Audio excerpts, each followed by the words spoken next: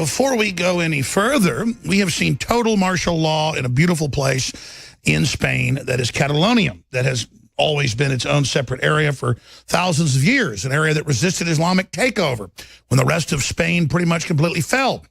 You could say they're more Spanish than the Spanish. We've got images of them beating up families, women, fathers, trying to vote for independence. Over 80+% want to do it. It's shock footage. That's all coming up. We've caught the Democrats in a stand down in Puerto Rico. This is beyond bombshell, with the Teamsters Union refusing to deliver the U.S. aid to try to embarrass Trump. It's next level propaganda, but it blew up in their face. And the NFL is having to back down now, just like the NBA. That failed as well. The globalists are failing on every front. And we've got other huge news on North Korea and the Islamic terror attacks, 2 of them today in France and Canada. The religion of peace. But first, John Bound looks at North Korea blaming America for their psychosis. North Korea continues to play the victim card, regardless that they have threatened imminent nuclear devastation on the world due to President Trump's comments on the mysterious end of American Otto Warmbier. No one has shown more contempt for other nations and for the well-being of their own people than the depraved regime in North Korea. It is responsible for the starvation deaths of millions of North Koreans and for the imprisonment, torture, killing, and oppression of countless more.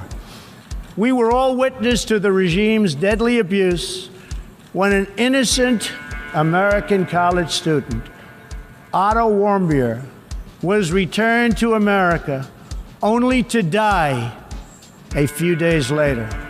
Otto Warmbier was released the same day that you went to North Korea. Give all the prayer and love to his family, but I didn't know he was sick. There's no doubt in my mind that these trips and me asking on his behalf had a lot to do with it. Otto's father said Dennis Rodman had nothing to do with Otto. It's a diversion. The Wall Street Journal reports in a statement released by North Korea's official Korean Central News Agency, a foreign ministry spokesman in Pyongyang said Mr. Trump was again exploiting the death of Otto Warmbier. North Korea then announced, according to USA Today, that 4.7 million of its citizens have volunteered to join or re-enlist in the military since leader Kim Jong-un threatened to, quote, tame, unquote, President Trump, quote, with fire, unquote, last week. North Korean state media reported. Pyongyang has previously claimed that North Koreans have volunteered to join the military as part of propaganda campaigns to boost solidarity, according to South Korean news agency Yonhap. Whether they volunteered or not, the level of propaganda aimed at North Korea's citizens is massive. A shrine in North Korea, 3 decades old and dedicated to the unverified and likely fabricated Sinchon massacre, where supposedly South Korean troops under U.S. guidance massacred 35,000 North Korean citizens in 52 days, including a claim that U.S. troops beheaded 300 with samurai swords and the U.S. Air Force used biowarfare. The Daily Mail reports in 1989, Chicago Tribune journalist Uli Schmitzer summarized, "If any truth about massacres in Sinchon ever existed, the evidence has long ago been obscured." However, the Onsong concentration camp was a very real threat to the humanitarian concerns of the North Korean people, where 5,000 prisoners, mainly those that simply criticized the government and subsequently their innocent families via guilt by association, were taken out with machine guns after a riot broke out, according to 2 defectors. Onsong was closed in 1989 and the prisoners were relocated to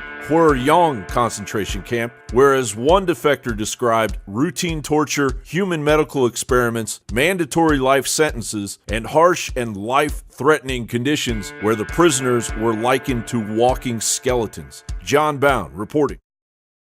Former Navy SEAL, best-selling author and researcher is going to be joining us. Matt Bracken has been warning of Antifa actually turning into a weatherman-style terror organization.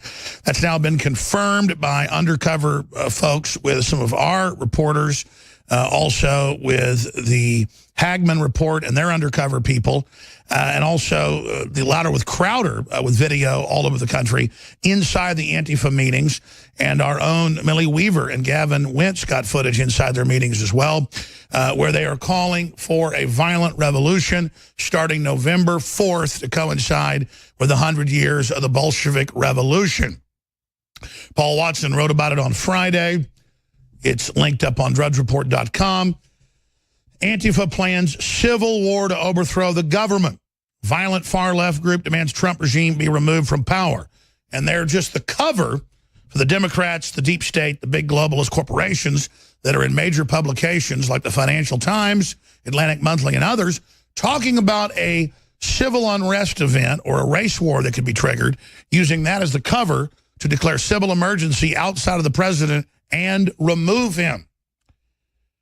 Now, notice this is happening all over the world. Civil wars in Ukraine, civil wars all over Asia, civil wars all over Africa, civil wars all over the Middle East, civil wars all over South America, Central America. We're entering that global season.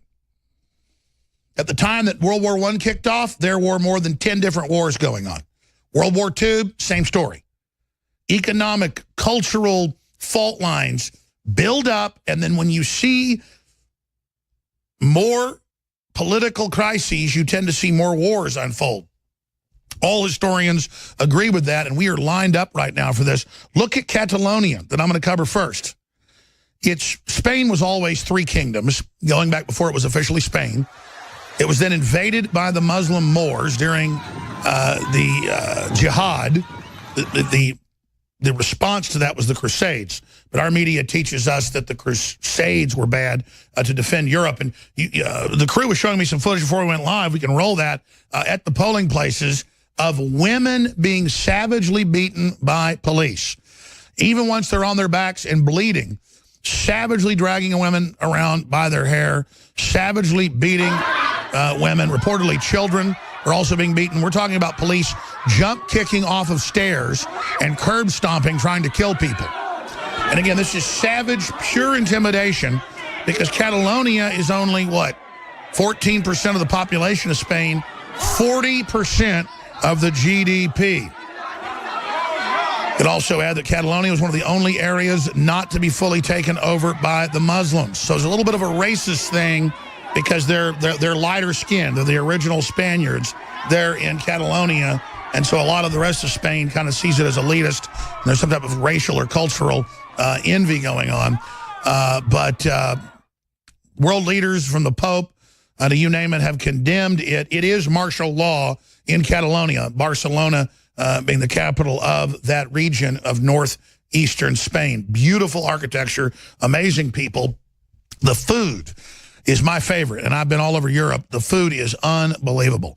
It's like down-home type cooking, but it's just, I mean, you go in these little bitty corner, hole-in-the-wall stores, and literally mama comes out and makes you the food. And it's very, very sad to see this happening to Catalonia. There's hours of this footage up on Infowars.com.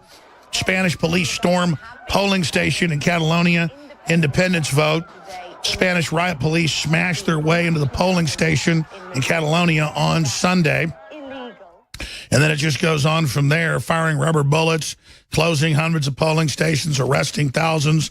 Here's a Reuters headline, violence erupts as Catalans vote on the split from Spain. And the polls showed close to 90% wanting to get out of there, between 80 and 90%. So they were going to pull out. But here's the good news. Just like they can try to block Brexit, once you try to block what people already wanted, you'll never stop them.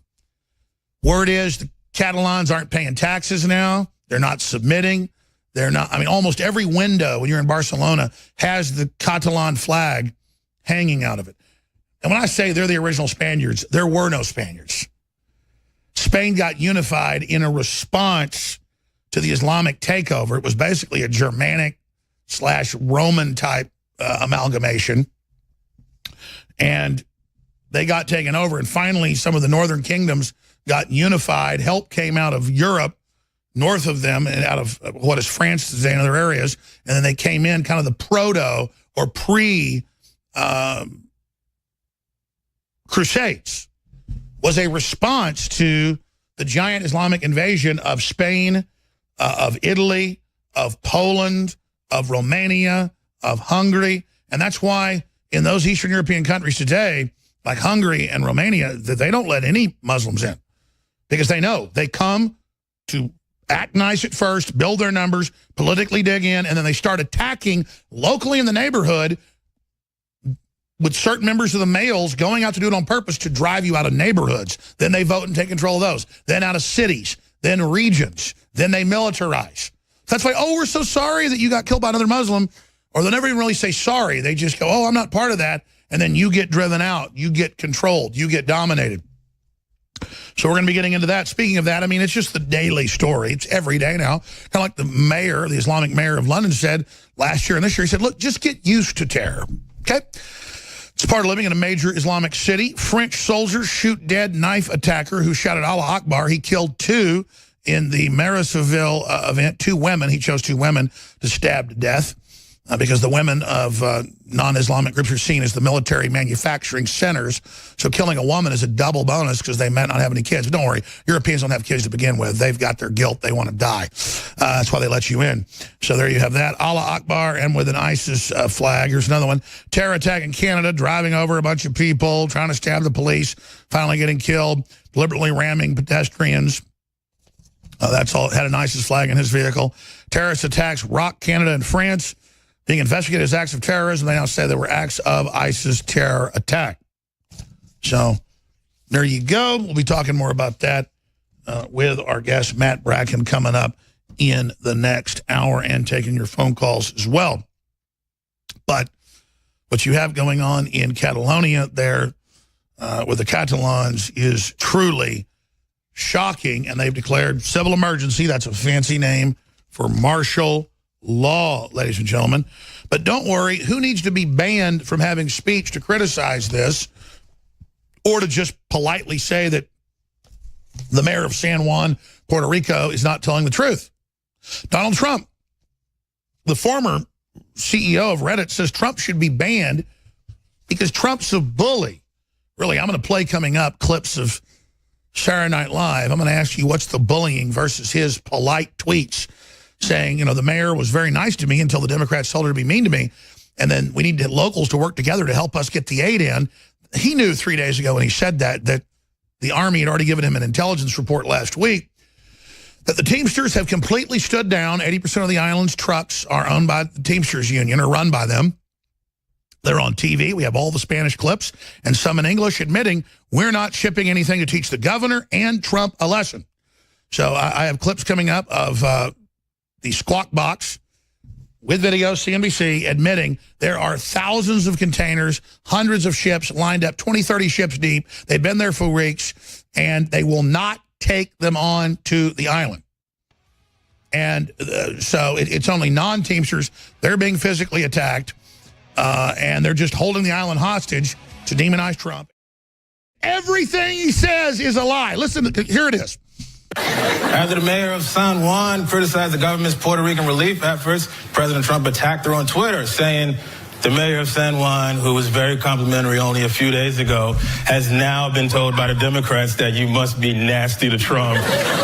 Oh, really, Donald? You bitch. Was she nasty to you? How nasty? Are you shaking? You want to go smoke a Virginia Slim until your hand stops moving? This isn't that complicated, man. It's hurricane relief. These people need help. You just did this for white people twice. Do the same thing. Go tell Melania to put on her flood heels, get some bottled water, some food, pack up some extra Atlanta Falcons Super Bowl t-shirts, and write them a check with our money, you cheap cracker.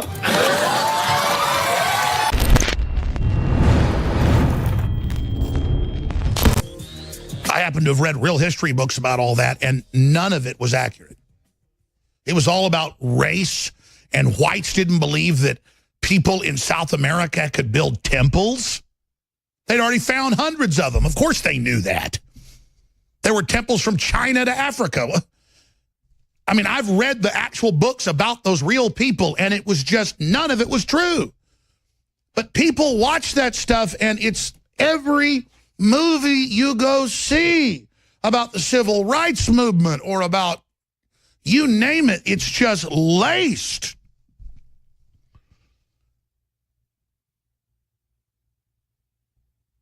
It's the craziest thing I've ever seen. And it's to create absolute anti-European sentiment everywhere. But you turn on Saturday Night Live, that about a month ago quit being political for a while because their ratings were going down, just like the NFLs are plunging. People are sick of seeing Trump being made fun of. But they thought, wait, we get to go after him now because Hurricane Harvey and the other Hurricane Irma that hit Florida brought everybody together, and we saw black people saving white people and white people saving black people and Hispanic folks helping white folks and vice versa. And most people were mixed anyways. We're all just humans with red blood, and it was beautiful. And Trump came down multiple visits and helped people and hugged all the folks and kissed the black babies and the white babies, and we saw all those images. The black guys on jet skis saving white families and white families on jet skis with rebel flags on them saving black families. And Trump's ratings have gone way up despite all the manipulation and spin in the big polls, and the economy's coming back. So what did they do? Puerto Rico got hit 2 weeks ago, got hit again by another hurricane, been hit twice. The island is power still off in many areas. We've got correspondents there. And within a day of the hurricane, the last hurricane leaving, there were Navy ships there and engineer ships there. And now, weeks later, we have an article on Infowars.com with links to the Huffington Post and the Army Times and to CNBC, of all places, with their reporters. It'd take hours to play all this, but I'm going to get to some of it. But first, I'm going to show you the lies. With so much aid piled up, they're now saying it looks like the island could live off this for 6 months. I mean, it's so overwhelming. The shots we've got from drones and helicopters are just the equivalents of hundreds of football fields piled with so much. But here's the problem. About a week ago, the mayor of San Juan, the capital city, went from saying Trump's really great. Yeah, there's all these ships and all this food, to getting the word, no, no, no. And the Teamsters came out and said, we're not delivering any of that food because we didn't get the raise at the state legislature. They're not a state of the U.S., but they're in their legislature. They're a protectorate, a possession as it's called. They have their own governor. They're their own state, but not officially a state. We didn't get the raise we wanted for unions to have a minimum, so we're not going to deliver anything until we get the raise. The headline should be Democrats and unions hold island hostage, because, I mean, this is on CNBC, but only here and there. So I saw this yesterday, and I went and looked at the Spanish translations of all the TV stations. The Puerto Ricans aren't buying it. They are pissed, man. They know who's keeping all the generators and all the fuel and all the diesel and all the food and all the medicine away from them. And you've got the Hispanic Puerto Rican colonel that's over a lot of the operations saying, my family lives here. There's food piled up 500 feet in the air. The mayor is on TV in front of it saying Trump hadn't done anything. The response to Puerto Rico per capita is bigger than the response to Florida. It's a smaller population. And per capita, there's more food, more medicine, more fuel. The numbers are right here, even in the Associated Press. It's piled up like pyramids. But see, like Trump tweeted 3 days ago about the mayor. Mayor, you were really nice to me until Democrats told you to be mean. We need the locals to help us. This is a team effort, just like Texas and just like Florida. You got to have the locals. That's why Trump got back. FEMA blocked it with Bush. He was an idiot. Trump got back and had locals come in and help government, and that's why Texas did so much better. So Trump's now lifting restrictions that block unions because the unions had rules in there, the Jones rule, so that they could load all that off. It's called the Jones Act. So again, the Democrats are ordering the stand down. They've been caught completely red-handed. But if you watched Saturday Night Live last night, I watched it this morning, it was the entire time Trump's an idiot. He's a racist. He doesn't even know that Puerto Rico is part of the U.S. He doesn't like Hispanics. He doesn't like anybody else. He doesn't like black people because Alex Jones told him. That's from an earlier episode with Alec Baldwin. But the worst part was this Michael Shea. I guess, an ode or a hat tip to Che Guevara, viciously, savagely tearing into him at a level I've never seen it so vicious, calling him a coward, a piece of garbage, his family crap, calling him, limp-wristed, and saying he's a cracker. You dumb cracker, get out. That's like saying to Obama, you dumb N-word, you should have gone to that hurricane last year. I didn't say that. I'm saying it's like saying that. It'd be horrible. But since it's white people being run down, it's okay to have a teleprompter reader sowing racism, lying about the president when it's the Teamsters Union and it's the Democrat cities have decided to sit there and do absolutely nothing because they know it'll get even bigger cash aid bonuses in that they'll control. They know there's enough food for half a year, enough medicine, enough fuel. They know if they sit there and make it worse, they'll line their stinking pockets while getting a win against Trump when the great unity, when they were trying to start a race war a month ago, of Harvey brought us together. Think about the evil of that. Think about the cold-bloodedness of that. And what's making me so mad is it's crystal clear. So we're going to go to break, and I'm going to come back and play these clips. I'm going to play the clip of Michael Shea, fake name, I've ever heard it.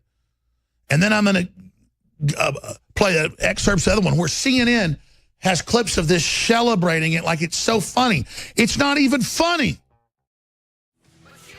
Because what's crazy is the Teamsters Union has gone on CNBC, and that's in English, and then on the Spanish channels in Puerto Rico. They have obviously Spanish and English. It's very bilingual, protectorate of the United States. And they're saying, yeah, we're the reason you're not getting the stuff that's been put on the docks here, because we don't like the way the unions have been treated. And we're mad at the governor, and we don't like Trump. And there's not even a connection in their mind that people will see this as wrong, because to them, this is what unions do. They stop you from getting things. They hold you hostage until you give in. This is when they go wrong. We have an article on Infowars.com that has the transcripts. There's another one at Conservative Treehouse. There's another one even at the Huffington Post. I can't believe it. They interviewed the Army colonel, who's Hispanic, from Puerto Rico, who's running a bunch of the operations. He said, listen, my family lives in San Juan. We've been here for 2 weeks. It's all here. They will not come get the food. And then there's these rules that the Army's not supposed to deliver it, again, for the unions. And so Trump's having to sign orders to go around that. And what's crazy is this is 100% verifiable in 5 minutes. You go to Infowars.com. We've got our article that's links to the CNBC, Huffington Post. This isn't even Infowars. I'm surprised Huffington Post even tells the truth. They don't say Democrats ordering stand down. You just read the article, and there it is, ordering a stand down, that they know they're not helping, that the mayor of San Juan's working with the union, and they got the union head on TV going, I don't care what you say. Until we get raises, we're not shipping the food. You say, well, why didn't Trump send ships with 18-wheelers on them? Because you never thought somebody wouldn't take the food, the medicine, and the fuel. Because no one ever does that. The ships pull up and put on the side of the dock with a big crane the 18-wheeler boxes, the trailers that go on the tractors. I mean, this just as a logical person, this has got me so angry that it's just crazy that they're sabotaging it, that of course Trump knows he's being judged by this, and he did a great job in Texas by getting out of the way and letting the aid come in, and a great job in Florida, but the citizens did the really great job. And then they sit there and block the aid when Puerto Rico's been hit by 2 hurricanes in the last 3 weeks, and then they sit there and they turn around. Even the Puerto Ricans aren't. I've spent hours last night and this morning watching Puerto Rican TV in English and Spanish and reading the transcripts. None of them are buying it. They're all really angry right now. They know the Democrats are doing this. There's a whole bunch of mayors that have gone public. They're saying that this is crazy. They found one Democrat mayor who it turns out has supported Antifa groups and cop killer groups, just like Kirkpatrick, Kaepernick, just gave $25,000 to honor a cop killer. I'm not kidding. He just gave $25,000 to a cop killer. Man, these people are crazy. They are crazy. And then Trump, I want to criticize Trump. His response wasn't strong enough. When this mayor was praising him for the first week and now is attacking him and lying, that he didn't come right out and call her out. He just said, hey, we need to work with you locally. Stop playing politics. He should have said, hey, you don't have the 18-wheelers picking this up. You're working with the unions, you witch. We're going to have you criminally investigated for racketeering. We're going to lock your ass up. That's what ought to happen with a huge disaster like this. Instead, the perpetrator turns around and says it's Trump's fault, and then all the media says, oh, yeah, it's white supremacy, from CNN to MSNBC. Trump only gave aid to Texas and Houston because it's white. He only gave it to Florida because it's white. You understand, ladies and gentlemen, that Texas is 50-50 white, Hispanic, black. You understand that it's half minority, half white, and that Houston's 70% non-white. Again, everything they say is a lie. Everything they say is a lie. Everything they say is a lie. They're the biggest liars I've ever seen. It isn't about Trump. It's about them being a bunch of liars. And then Bozo the clown, Kaepernick running around bitching because no team will hire him because he's a loser and he had 2 horrible seasons, suing people because he sucks. His $200 million isn't enough. People have been racist to him. Look at the smug con artist San Juan mayor. Trump attacks San Juan mayor over hurricane response. FEMA Brock lashes out at Puerto Rico relief effort. Criticism, information is being misrepresented, he says. Bombshell, Dems, Teamsters order Puerto Rican stand down to embarrass Trump. All the proofs in that article, newswars.com, infowars.com. Report Puerto Rico Teamsters Union. Fernete Apello refused to deliver supplies, use Hurricane Maria as contract leverage, and the head of the union says it on TV. People ask, where are you getting it? Out of their mouths. I can't handle it anymore. Oh, yeah, the last refuge article is excellent. Scroll down. It's got all of it transcribed from Spanish to English. Then it's got it in English, too. There's videos of it in English. And the Puerto Ricans are like, what the hell is going on here? They're not buying it. But see, they're a small audience. Here in America, let's go ahead and go to this next clip. We got Michael Shea pushing the race war card. There he is on screen. Get ready, ladies and gentlemen. You want to hear evil. They know, the people loading his teleprompter, people writing this stuff, that Trump responded everywhere. They know he responded to cities that were mainly minority. They know he did a great job and went and kissed the black babies. They know he did a much better job than Bush or Obama. They know all this, and then he calls him a cracker. The full 5-minute clip, he attacks his wife. It's so vicious. Imagine if you had a white comedian posing as a news reporter calling Obama, hey, N-word, you need to get over there and take care of this. But see, it's only okay because, oh, man, this is sick. Listen to this liar. Well, he's not even a liar. He's reading off a teleprompter. Listen to this puppet. Here it is. After the mayor of San Juan criticized the government's Puerto Rican relief efforts, President Trump attacked her on Twitter, saying the mayor of San Juan, who was very complimentary only a few days ago, has now been told by the Democrats. You know what? Start this over. Start it over. Back it up again. Trump very calmly, who's been attacked, and she's all over saying he's horrible and racist and doesn't care. He just nicely says, you were complimentary. Now you're working with the Democrats, which Trump knows she's actually kingpin in the whole deal. He's being very polite. And then this is an attack. See, every word wordsmithed to lie to you. Do folks like being chumped? Do folks like being conned when this country's got a chance to come together and have prosperity? The globalists are pissed because they thought they had their foot on our neck forever. They thought they'd won, but they're losing, so they're tripling down. I'm sorry. Let's go ahead and go back to this clip. Here it is. After the mayor of San Juan criticized the government's Puerto Rican relief efforts, President Trump attacked her on... Back it up again. After the mayor of San Juan criticized Trump's relief efforts, you mean attacked viciously and lied about? Because that's the truth. She attacked viciously and lied about compared to what he said, but that doesn't matter because you are a damn liar! Excuse me. Back it up to the beginning. Everything he says is a lie. Listen, here it is. After the mayor of San Juan criticized the government's Puerto Rican relief efforts, President Trump attacked her on Twitter, saying the mayor of San Juan, who was very complimentary only a few days ago, has now been told by the Democrats that you must be nasty to Trump. Oh, really, Donald? You bitch. Was she nasty to you?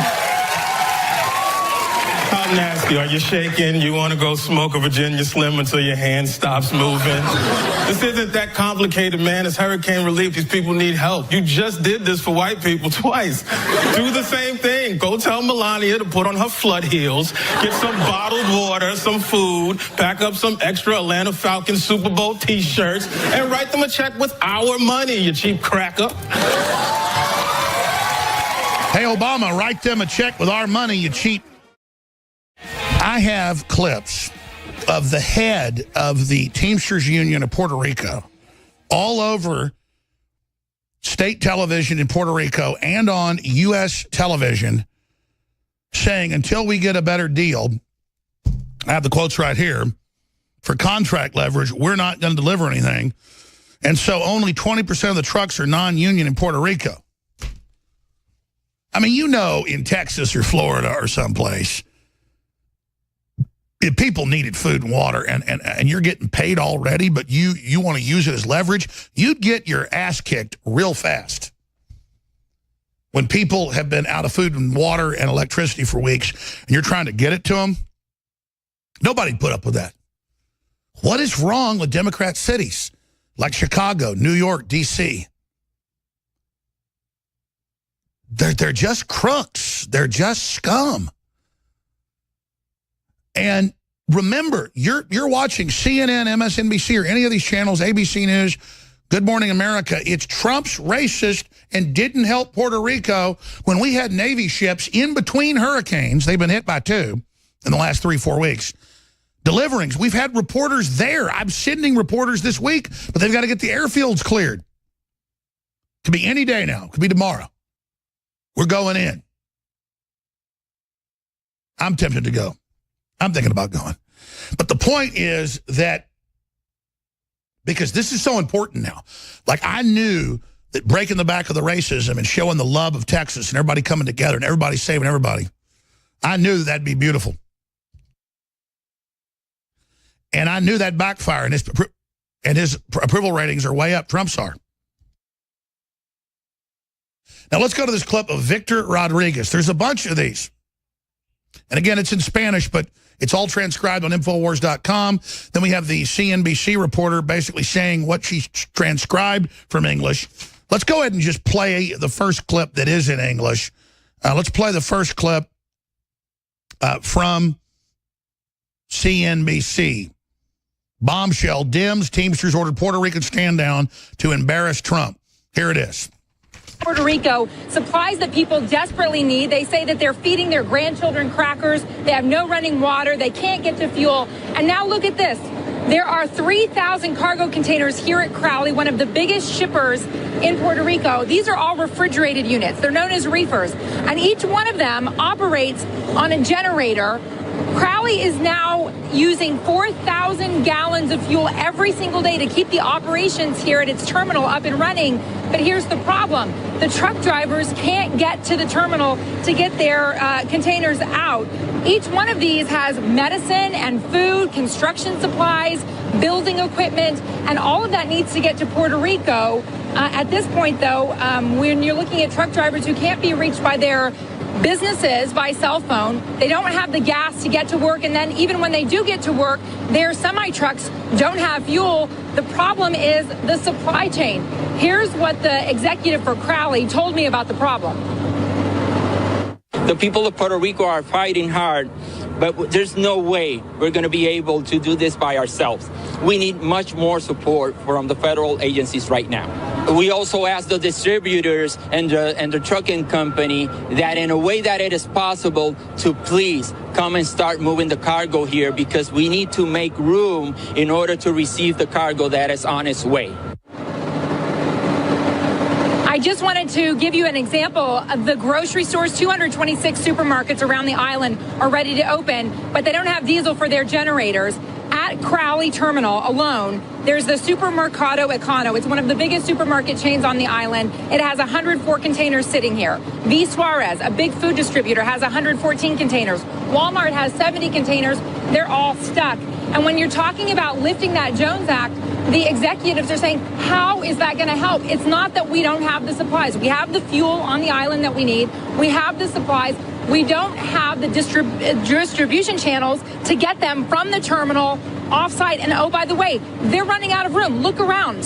There's no more room left to put containers here. It's all full.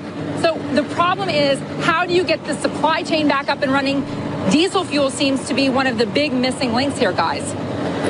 Yeah, Contessa, I mean, if you're able to get fuel there via shipment somehow, is the real bottleneck that, or is it the drivers? And if you get the drivers, are the roads passable to where they could get these goods where they need to go?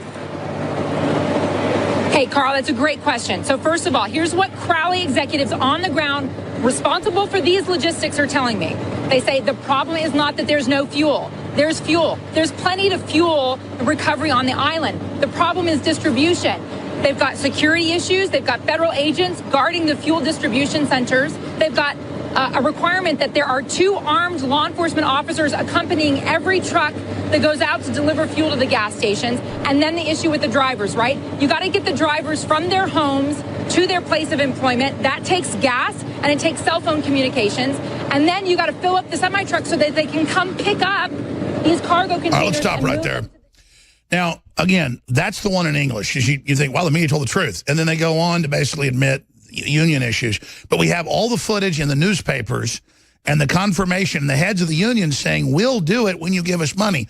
So that's how the media walked around the fact that America piled food, gasoline, air-conditioned facilities up.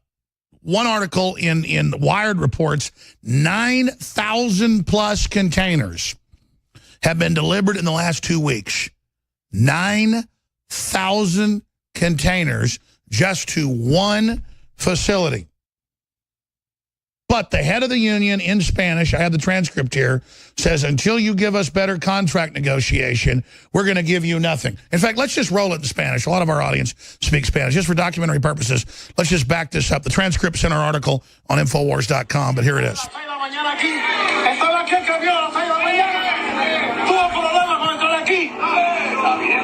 Entonces, ¿por qué el gobernador tiene que pedir que se reporten los camioneros a trabajar? Ahora es el menos que puede reprocharle a los camioneros, porque el gobernador acaba de pasar una ley por encima de todo el mundo, tratando de liquidar a los camioneros con permiso. Pero no.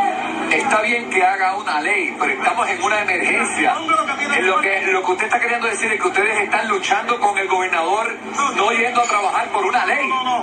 Nosotros estamos haciendo lo que tenemos que hacer. Pero acaba de decir que por una ley. No. Los camioneros están saliendo a trabajar. Y yo exhorto a todos los camioneros del país a que continúen trabajando con el pueblo. Again, folks, we have the full transcript. It's 3 minutes longer. It's on Infowars.com. Go read it. Read the transcript for yourself, then go check it. It's out of local Puerto Rican television.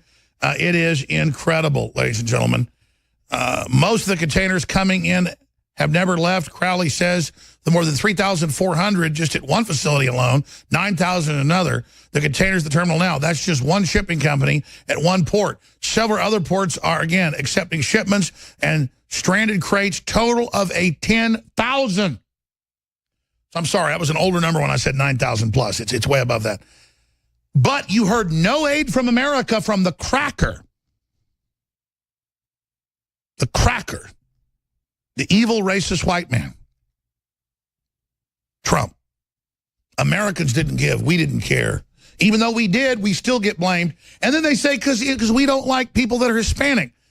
You know, it's just funny that the Democrat-run city of New Orleans wouldn't accept the aid and got everything blocked with FEMA. And then when it was Houston, didn't happen. Even though the Democrats tried to block it, the state ignored them. The same thing with Florida. You people are horrible.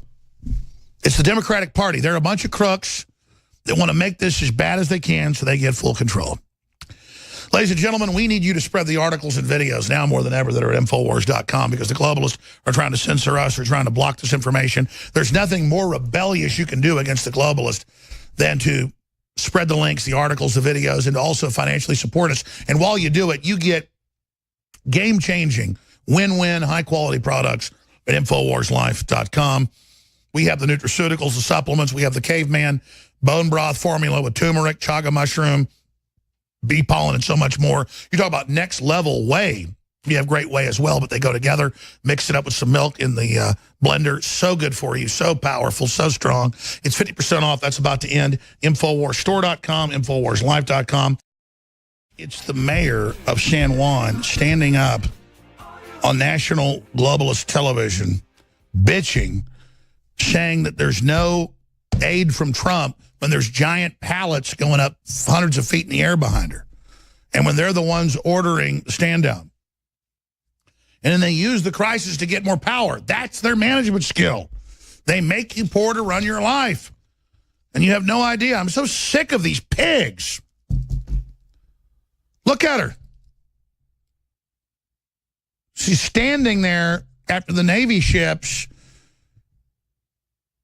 I saw maps this morning put out by FEMA of each port and how many landings have been made. And some of them had like 30, 40 landings of container ships. And then the photos, pyramids of food, pyramids of air-conditioned food, pyramids of fuel, generators. I mean, it's insane. And then she sits there saying, I'm begging, save us from dying. I want to come back and play this. And then Matt Bracken is joining us. But and then you got the Islamic attacks every day. Now I went to a major gun range today. And to respect the gun range, I didn't videotape it because I'm into privacy. And I walk in there, and there's women in hijabs lined up firing machine guns. And then 2 hours later, I leave, and they're bringing in more women in hijabs. And I was like, am I in a jihadi trading camp? And they look at me, and they go, hello, Alex. I mean, something's going on in this country, folks. So I did shoot video in the parking lot. When one of them pulled around and drove up next to me. So I was leaving with my wife. Yeah, things aren't going too well in this country, I'm here to tell you. There's something big afoot going on. Democrats told us, in fact, will you guys reprint me Paul's article? It was on Drudge on Friday. Democrats announced November 5th, November 4th, they're planning mass murder nationwide. They're going to start killing cops, everybody else. It isn't that the cops are perfect. It isn't that America's perfect. But you know what? It isn't Saudi Arabia. It isn't North Africa. It isn't, New Guinea with headhunters. I like America. A lot of freedom here. And I like everybody, no matter what color they are, as long as they like freedom too. And I'm not going to turn into the big racist the globalists want by all this anti-white stuff, but I am going to get more vocal against your political correctness and point out you're trying to turn America to a big, giant prison where the government's the warden and we're all at each other's throats. And Donald Trump's trying to stop that. And, of course, former top NFL star, Mr. Brown, has come out and pointed this out. We're going to play that clip, too, and we come back first in the next segment. But I did about a 45-second plug, and that didn't pay the bills around here. You pay the bills. But when I do longer plugs, we get more money in, and I've been so focused on news, people probably notice there's not much plugging going on, a lot of breaks getting skipped, a lot of things happening, and I shouldn't be overly confident. I should be raising money while the sun's shining. So I'm asking you to commit today to go to InfoWars Store and to look at the books, the videos, the T-shirts, the Patriot apparel, the firearms accessories, the knives, the nutraceuticals, the supplements, and buy products and sign up for auto ship on things like high-quality coffee or vitamin B12 or the other organic products we've got, the Emmerich Essentials, the essential oils that just came in. They're the highest quality discounted. And you get 10% off for doing the right thing and helping us, but we need the commitment. Because let me tell you something. Behind the scenes, I don't know how to deal with some of the stuff that just happened. But I'm going to have to go public this week with some things. We've got the videos coming out every hour. I can't even watch them all with the Antifa training to kill police, kill conservatives, kill talk show hosts, kill members of Congress. I mean, they go on MSNBC and say, #hunt Republicans. And it's just next level. And I don't know what we're supposed to do because there's a civil war inside the government. Matt Bracken, former Navy SEAL, best-selling author, really smart guy, is joining us in this hour to talk about the waterfront, but to watch the Democrat Teamsters admit they've ordered a stand down for 2 weeks, not to ship more aid per capita than Florida or Texas got.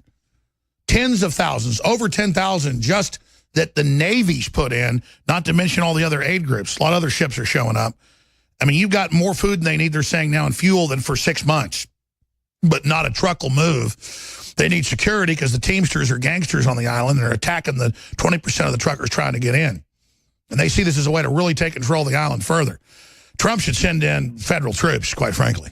And that's what he's basically getting ready to do. But, I mean, it unified the country, ladies and gentlemen, that you saw Harvey, you saw Texas, you saw people come together. And now they know that his approval rating's up. The economy's coming back. They're panicking. Matt Bracken, we've got terror attacks in all over the Western world. In France, Allah Akbar, stabbing women to death, until the military kills them. You've got truck attacks going on, running over a bunch of people, trying to stab police till he's shot up in Canada. You've got just I mean, I went to a gun range today, and it was just women lined up in hijabs, firing, you know, full auto at a place where you can do that. And then when I left, and I had military guys with me, and they were like, yeah, when you left, 4 more groups came in. They were like, I'm not going to get into it. I mean, and they were following me around. I mean, this country, I don't know what's going on, but it's crazy.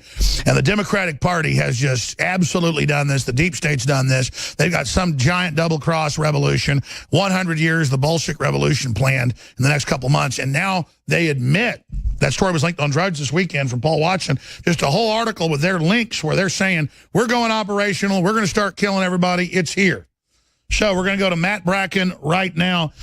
I mean, Matt, this is everything you've been warning about for a couple of years, but you said as Antifa politically loses, they'd get violent.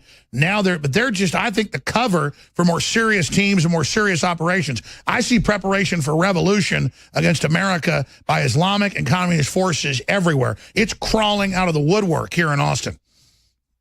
Yeah, it's true, but we're still in the battle shaping phase where there's going to be a civil war. I mean, there's no avoiding that. The train is coming down the track and the bridge is out. But the question now for the left side is shaping the perceptions of who started it. Once this thing kicks off and it's, you know, just total kinetic mayhem, then pretty soon it'll just be, well, we're in a civil war.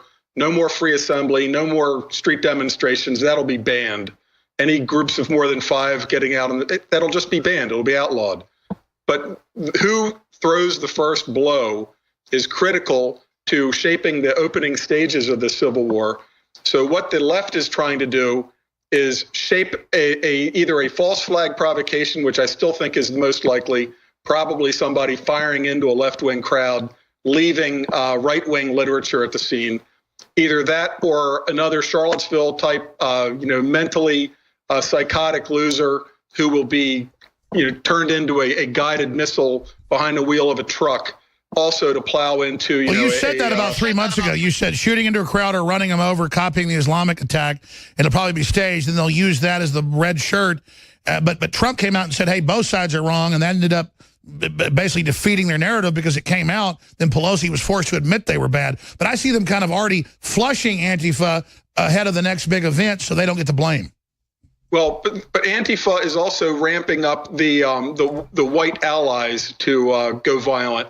There's a very telling short YouTube clip, a minute and a half yesterday, the day before, out of Berkeley, where the Latinas are telling the tall, gangly white Antifa in the black mask, stop being a poser. Stop just trying to, be a live action role player, essentially. If you want to prove you're an ally because you're a white, you're genetically evil. And she says that. If you want tell me the name of the clip. I want to tell me the name of the clip, Matt Bracken. I'd have to dig it up, but it's Berkeley a day and a half or so ago, day or two ago. But there's so many clips. Who could keep track of it? Just but think back. Was it something like Antifa tells white allies to get real, or what? Yes, exactly. And the white saying, I've been out here for months. I've been getting beaten. And she's saying, you're just a poser. You're just doing a masquerade. You've got to actually just walk up and punch a Nazi right now. Well, that message, I'm sure, at all levels, in not only in America, and a Nazi is anybody that isn't a communist, anybody that doesn't hate America. Right. Anybody who's not an avowed communist, anarcho-communist.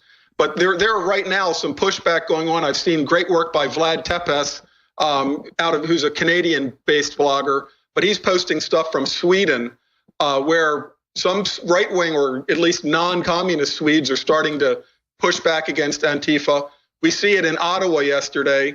a free speech rally by 500 Antifas show up, and they're mostly homeless losers that are paid to do that. There's evidence coming out about that. Sure, we know it's synthetic. And then the same night in Edmonton, thousands of miles to the west, you have an ISIS truck rampage trying to do a Marseille, a Nice, Barcelona attack. And we're, these are the two rungs these are the two pillars, the left and Islam. They're working together. You see it at the range with the hijab wearing ladies being trained to shoot full auto. What are they really going to do with full auto other than, go to somewhere where there's a crowd? But it's important that the battlefield be prepared by having the mainstream media perception that a right-winger started it. As long as the first big multi-casualty massacre is perceived to have been coming from the right, then all bets will be off. And when free assembly is outlawed and we're virtually under martial law, everybody in the media will say, well, the right wing did it because this crazy person. And I totally agree with you. They tried that with Charlottesville, but it didn't work because people saw that Antifa started it. But they'll ignore the daily Islamic attacks, the Antifa attacks. They'll use that one attack as the pretext to then launch their giant violent uprising where they just kill random cops. They believe that the local departments will capitulate to the terrorism, go under the Strong Cities Initiative that's still waiting, despite Trump being in power, with the mutinous Justice Department, and that they will then have the police departments under their control politically to begin the roundup of conservatives. It's at that point that the real detonation begins. And again, I just ask the citizens out there to really be mindful of the level we've gotten to. This plan can only work to detonate Civil War II. It's not a plan for the left to win. That can't happen. No, that's right. They just want to destabilize and hope that after the breakdown, somehow they're able to get control. It's the old Weatherman plan to have a civil war, then later the UN comes in as a communist cover. And it sounds insane, but so does the NFL pissing on the American flag. I mean, they're making their move. But in many respects, you can see that we're being stress tested right now. We've got North Korea tomorrow could fire an EMP over Tokyo or over Chicago, possibly. Can't rule it out. We've got Puerto Rico coming after Harvey, then Irma, then Maria. Puerto Rico is another massive stress test. This is taking Uncle Sam right to the limit of what he's capable of doing. And you're seeing Democrats and Teamsters willing to put a choke even on aid going into Puerto Rico. I'm telling you, folks, this is like Twilight Zone. Just like Twilight Zone. I mean, the numbers of real refugees they brought in. You go to the mall, it's just Muslims everywhere now. This is Austin, Texas. They were reporting last year that out of this high school I graduated out of, Anderson High School, it was a third Muslim. And again, it isn't about bashing Muslims themselves, but they come from oppressive states. Radical Islam is the dominant force now. They're bringing in unvetted groups. There's terror attacks every day now. And Matt Braggin's a former Navy SEAL, best-selling author, research. He's got the new book out. We're going to have him back on soon just about the book itself, The Red Cliffs of Zirhon. I'm saying that right? A historical novel set in the future. But before we go any further, you got cut off by the break. I've never seen so much globalist activity. I've never seen such preparation for violence. All these Army officers coming out and saying they're communists. I've got one of the articles here. West Point grad who's been in the field 2 years is socialist organizer who spreads communist propaganda relentlessly and is ready for a violent overthrow and wants to take down white people and kill capitalists. And he's staying in command while he says he hates America and shows images of throwing American flags in the trash can, wearing Che Guevara shirts, and says he hates the country. There it is, folding the flag, and then you throw it in the trash. I mean, and like he's being celebrated. This is what this is all about. And it's like all about violence and kill the ruling class. So we got like 6 minutes. This is a short segment, longer segment coming up. Matt Bragin, I know you're saying they're affecting the battle space. They're getting us ready for it right now. I see them losing the propaganda war, the NFL having to back off, NBA backing off, Trump approval ratings up, economy coming back, but they don't seem to care. They're going full steam ahead with a civil war. And so I'm not a violent person until I'm violent. I'm not offensively violent, but I just want all the bureaucrats and globalists to know, if you think you're going to brand the Civil War going to shooting cops while they pump gas, I hope they all live to be 120 years old. if this thing all goes down, don't they know Santa Claus has been making a list and checking it twice? And all these globalist mayors and New World Order people and CEOs are deader than a hammer? I'm not going to do it. But once it starts, they're dead. We actually are the people that do things. We actually go out and do it. We don't sit there and suck on our thumbs all day. Don't they understand who they're starting to fight with? I'm not trying to act tough here, but don't these people get it? Well, a couple days ago in Jacksonville, my area, a teenager, like an 18 or 19-year-old kind of a punk thrown out of his family, shot a Customs and Border Patrol officer. As last I heard, he was critically injured, shot him in the head and torso. Just coming Republican out of, members of city council randomly get shot every week now. It's happening everywhere. But they're gearing up the mentality. The people that are the fringe that are the most mentally labile, the real loose cannons out there, the useful idiots, are the ones that are. But they're triggered first. They're the ones that are going to pick up the gun so first. So right now they're just triggering the mentally ill masses, the low-hanging fruit. Well, they're being triggered just because the electric current, the atmospheric current is so charged right now that the low-hanging fruit is starting to shake and fall off the tree ahead of time a little bit. But believe me, what they want is a right-wing fingerprint on a massacre. That's right. They're trying to induct us. They're trying to get us to get into action. Which we won't, but they will eventually. And Antifa is going to shoot into a left-wing crowd, a peace moms type of crowd, and leave right-wing literature. And my message is we have to immediately be ready to push back against the false narrative, because it's going to be a Dylan Roof type of a thing, either with a psychotic right-winger or just a left-winger. Well, didn't you see how all the white supremacist leaders a year before had been Democrat operatives at Charlottesville? Yeah, I call that Operation Buffalo Jump. When you're herded to a ledge like that, it's pathetic and it's predictable. Just for a moment, I put this book on free today on Kindle. So if you the Kindle version is $0. This is the lead-in to Red Cliffs of Zerhoon, which is my new book, which is out right now. No, take your time, because these are important books, because a lot of smart folks told me years ago you're a really smart guy, and you've proven that on air. So talk about the lead-in, and then talk about the new book. Yeah, my books are near future, I call semi-dystopian. It's not like post-apocalyptic like Cormac McCarthy's The Road. I think that's way overdone, but the grid doesn't work, GPS doesn't work. There's no more digital anything. So you either are paying with gold or you're bartering. Technology that works, like a simple radio, it'll still work if you have a battery. That's sort of the background. But the new book is a counter-jihad book all the way. It's an allegory for the defense of Western civilization when 70 schoolgirls are kidnapped from Ireland and taken to Morocco for auction as sex slaves or ransom. It's a question that the West has to ask itself. Is it a fait accompli? Do we just say, oh, well, they're gone, we lost, just accept our new dhimmi status, or do we fight back? So this novel here, Red Cliffs of Zerhoon. I want to have you on this week for a full hour to talk about both the books, but right now let's get into this. You look at Catalonia, and as you know, it was one of the first places the Crusades started to push in the Reconquista the Muslims out, going back over 1,000 years ago. Now the Spanish government gets most of its money from Catalan.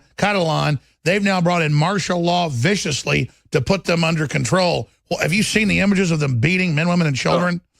Barcelona, and it's look at all of the parallels and the synchronicity. Barcelona, where the jihad attack just recently took place on Las Ramblas, the avenue, and now it's the center of the Catalan freedom independence movement. It's also Barcelona was also one of the big hotbeds and early flashpoints in the Spanish Civil War of the 1930s. So we are certainly seeing some history repeating itself, or if not repeating itself, it's certainly rhyming for sure. And how do they get the federal police and state police to come in and literally beat up men and women so they can't go in and vote? I mean, I just couldn't talk about thugs. And of course, you look at the police; they all look like a bunch of Muslims. It's a very, in some ways, it's a good analogy for the United States with the federal system being stress tested in Spain. If Madrid, which runs the Guardia Civil, which is like their national police force, if Madrid allows a free election in Catalan, then the Basque regions might do it next. And they've had a more proven history of terrorism, the ETA. The Catalans do not, but the Catalans are like some of the smartest, most industrious people. They have their own language, never mind. They have a language which is like 2/3 Spanish, partly French, and it's got its own thing. So they have their own unique culture and language, and they don't want to be just, dictated by Brussels via Madrid. I kind of see America right now like a bear. It's weakened, it's maybe overweight and out of shape, and the hunting dogs are after it. And as the bear is weakened, more dogs that are hiding in the shadows come running out to take a bite because they see this as the chance. The globalists know that a free and independent America is the biggest bulwark against their total globalist domination. So whether they win a civil war in America or not, turning America into what I see Civil War II as, I make an equation, Rwanda times Bosnia. America will be brought to its knees by a civil war. It will no longer be a factor on the world stage.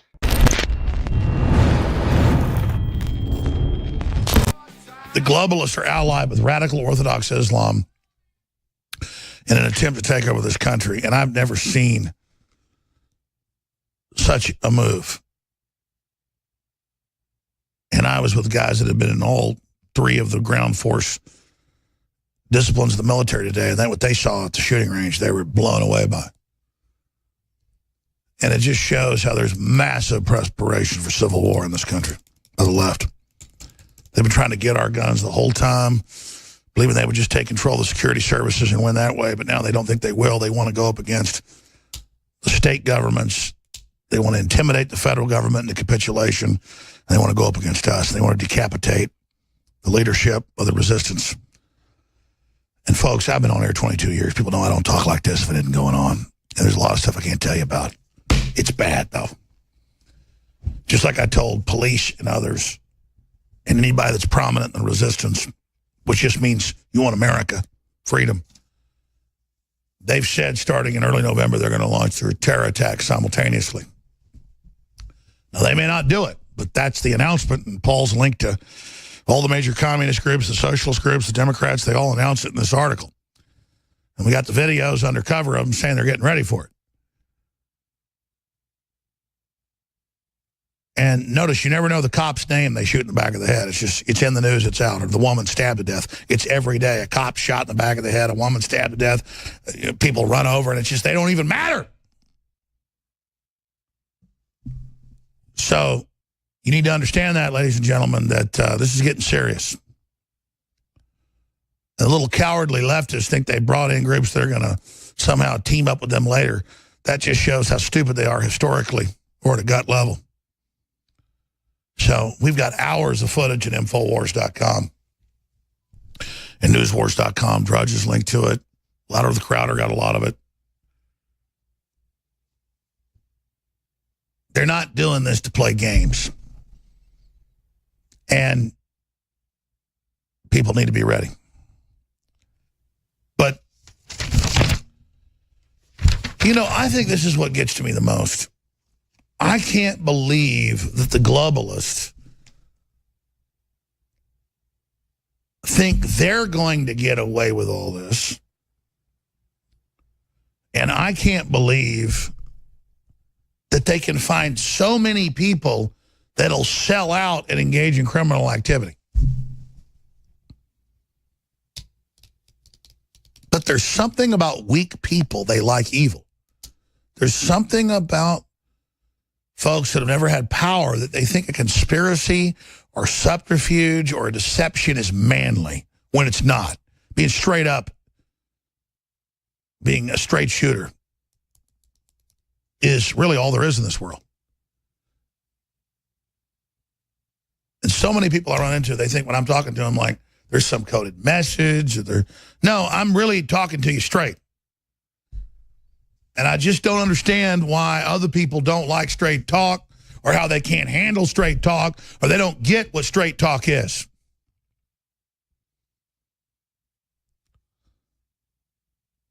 But I respect myself. And I respect you, so I'm going to give you straight talk.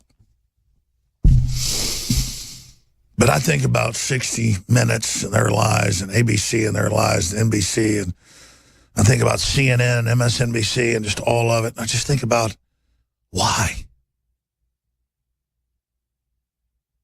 And they use the freedom and openness of our society to say, why should we go along with the will of the people? Why should we go along with the Renaissance? Why should we go along with all the success? Why don't we just hijack the success, and that'll make us successful? But as you've noticed in other civilizations, hijacking success never makes you what you hijacked. It makes you a loser. And no amount of potpourri or pomp, no amount of regalia, no amount of red carpets, no amount of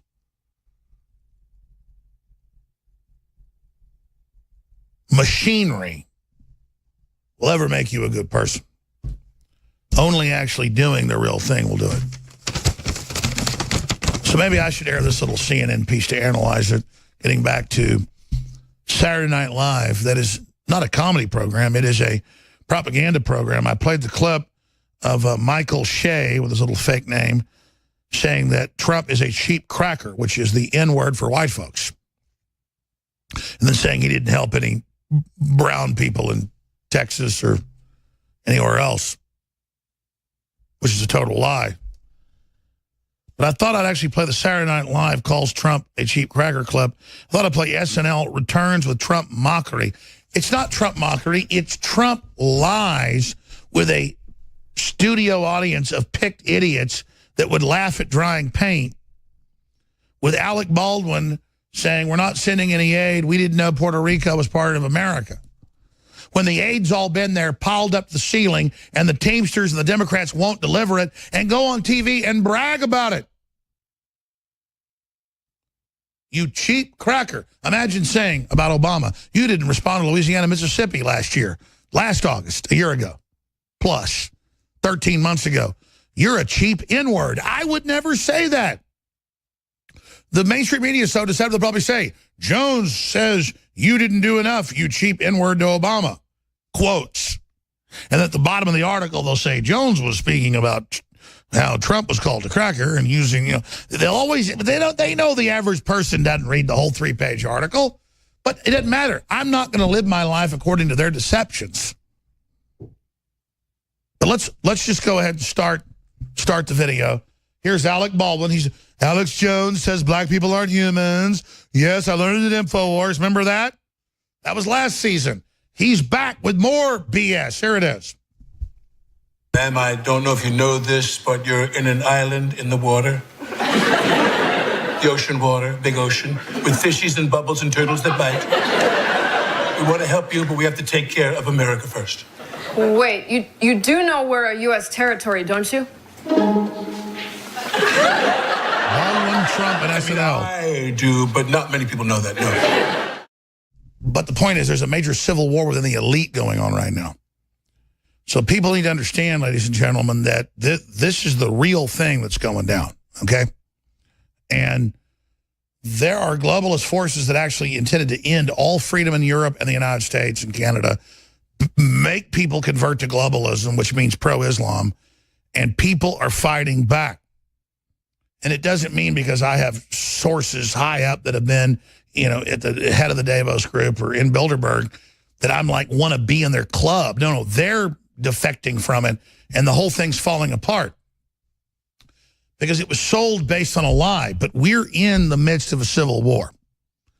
And the fact that the Democrats would block aid to Puerto Rico and do it publicly while blaming Trump shows you how brazen they are. But what Matt Bracken said, his power went out earlier, we got him back for a few minutes here, as we're about to end the transmission, is key. They don't think they're going to win this. They want to weaken the U.S. so communist China, other globalist forces, the globalist control, can make big power moves. It's about crippling us, and that's why people that have been at the high levels of the Davos group and others are now been out of it for years. Even before this big revolution came, we've had friends in the system is what I'm saying. We're not doing this alone. But no, the enemy has friends. So thank you all for your support. I wanted to play Jim Brown from Thursday or Friday on Fox, who said, look, this whole race war thing's a bunch of bull. It was a bunch of white folks helped me get where I was. Most white people don't want to be racist. And he lived under real racism. So here's that clip, and we'll finish it with Matt Bracken. So I don't always look at black and white, but I'm going to say this to you. Yes. And I don't ever say this. The three greatest people in my life were white. Okay? My high school coach, my high school superintendent, and my mentor in Manhasset, Long Island. I never had a father, really. My great-grandmother raised me. But I was in this country where I got help from people that were not of my same color. So when I come out of the box, I don't come out of the box as racial. I look for good people and people that will be like-minded and help me try to do good for other human beings. So that's truly where I'm coming from. And that's Martin Luther King. I don't go to a restaurant because white folks or black folks own it. I go because the food's good, and if they're nice and hospitality, baby, I'm there. So I'm in Mexican food restaurants most of the time. But it's just crazy that that's common sense, and they're trying to demonize that with cultural Marxism and admitting it. It's in the WikiLeaks. So Matt Bracken, in the 5-6 minutes we've got left, sorry your power went out. Wow, I know you're on the road right now, not in your normal studio. They're making their move. What do we do? What should we be watching for? Well, first, that's very powerful, and God bless Jim Brown, greatest NFL running back in history still. Nobody like him. For standing tall and saying that, which it was not easy to say, I'm sure.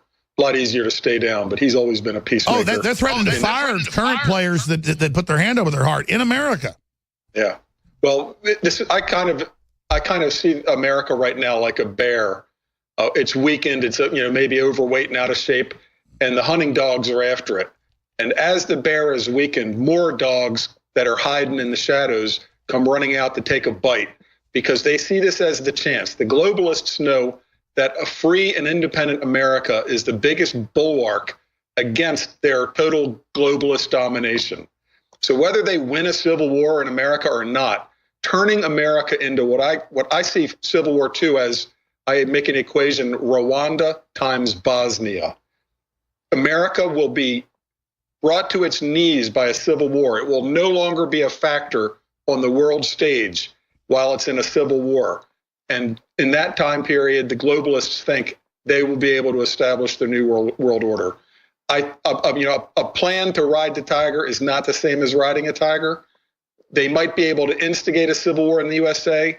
I don't think that there will ever be like a complete globalist takeover in the world, because it's more likely, I think. Sure, they're going to play the different. Well, they never wanted a world government. They wanted to isolate countries, break them down, have city-states that are above the law. They used to exploit all the other regions. They admit that.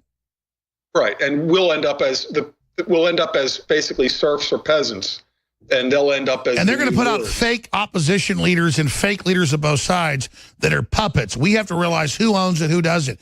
Once it gets into physical, if it does, it's key to realize the names you hear on the news are not the targets. And you can see how this civil war is already being played out politically. A big litmus test or dividing line is looking at General Flynn being taken out. He was basically taken out, and then H.R. McMaster, who I call H.R. McBilderberger, who's openly an Islamicist. He's openly he doesn't want. He's a pro-Islamicist. Right, they're sticking with anybody that criticizes radical Islam that's the litmus test. And I've been told by globalists off record, we won't destroy you, leave Islam alone. Why is Islam the key? I didn't realize until a few years ago how it's their whole, they think demographically it's about to be 3 billion, it's 1.5 billion now. They think that's their key. And remember, Islam plus socialism equals Islam. At the end of the day, socialists always convert to Islam. And Islam is very cozy for the people that want to be our feudal lords and masters. I mean, imagine, it's just right out front. If you're a sultan, you get to have the harem, you get to have all the wealth, you get to make all the rules. So it's perfect for psychopaths. It's perfect for psychopaths. There have been many caliphs and sultans in the past who were essentially like a Hitler who won. Imagine if Hitler had won World War II, dominated all of Europe and Africa, and lived to be 90, with a harem of thousands of girls, doing all kind of eugenic experiments, unbridled. Well, that's happened over and over again in Islamic history. You know, eventually. And then those psychopaths have 100 sons and then sell the daughters into slavery. And that's why all the inbreeding, I'm not being mean, 35% of the birth defects are less than 1% of the population, Pakistanis in England. I mean, it's just a disaster. Remember, there's a something called hybrid vigor, which is if the weaker and lower IQ Arabs eventually take Europe by the Sharia plan, the Quranic, conquest plan. Oh, they say that. In fact, the Imam of Jerusalem says that women are ours. We will now be strong. We are taking them. They know that. And it won't matter if the rising generation of European women wanted to be childless or lesbians or career women. It won't matter. They're going to rape you.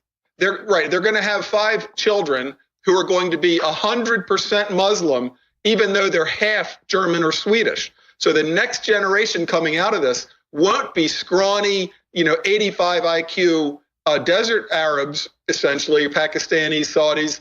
They're going to be half, German rocket scientist material, but they'll be 100% fanatically Islamic. It was the Berbers of North Africa who conquered Spain, not Arabians.